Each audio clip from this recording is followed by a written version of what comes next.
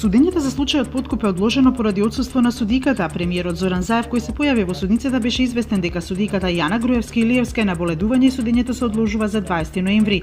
Судот воедно го одби барањето на одбраната снимките кои се доказ во постапката, а кои беа објавени на YouTube да не се користат во предметот. Одбраната на Заев најави жалба.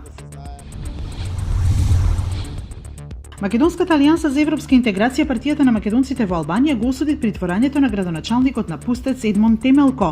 Од партијата потврдуваат дека Темелко секојдневно ги извршувал работните обврски како градоначалник на Пустец во Република Албанија, чиешто државјанство и пасош исто така ги поседува, но и редовно се јавувал секоја среда прво во основниот суд во Скопје, а потоа и во Ресен, во согласност со претходно утврдените мерки на предпазливост.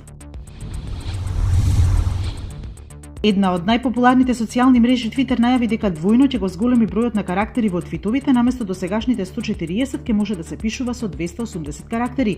Оваа промена, што беше најавувана одамна, на почетокот ќе можат да ја користат само поединечни корисници на англиски, шпански и португалски јазик, но оваа опција се очекува наскоро да стане достапна и за сите корисници ширум светот.